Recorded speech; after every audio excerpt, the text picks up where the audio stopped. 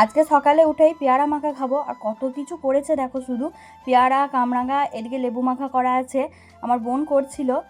আর এগুলো সব আমাদের বাড়ির গাছেরই, কোনোটা ছোটো কাকিদের, কোনোটা মেচো কাকিদের, এরকমভাবেই আছে সব। বাড়িতে সব জিনিসে থাকার সুবিধা আছে, সব কিছুই বাড়িতেই খেতে পাই, কোনো কাউরির কাছে আর চাইতে যেতে হয় না। তারপরে দুপুরবেলা আমার ছোটো কাকি আবার আমাকে ভাত দিয়েছিল বাঁধা, ওটাই খাচ্ছিলাম। আর আমি তো জানতামও না আজকে ওরা ভাত দিবে, আমার মা তো আগে থেকে সব রান্না করে নিয়েছিল, তারপর আবার দিয়ে যাওয়ার পর আবার খেতে বসে পড়লাম।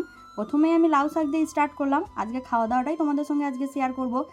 আর এখন তো বুঝতেই পারছো যে আমার 9 মাস ঢুকে গেছে, আমি তো এখন কোথাও যেতেও পারবো না, এই ঘরে যা টুকিটাকি করি ওগুলোই তোমাদের সঙ্গে শেয়ার করি। আমার দুপুরবেলা শরীরটা খারাপ লাগছিল, ওই জন্য খেতে বসতে পারিনি, ওই জন্য সন্ধ্যেবেলা খাচ্ছি। আর এই প্রেগনেন্সিতে তো আমি কোনো নিয়ম মানিই না, যখনই খিদে পাই তখনই খেয়ে নিই। আর তোমাদের যদি এই ভিডিওটা ভালো লেগে থাকে, সাবস্ক্রাইব ও ফলো করে পাশে থেকো। চলো, টাটা।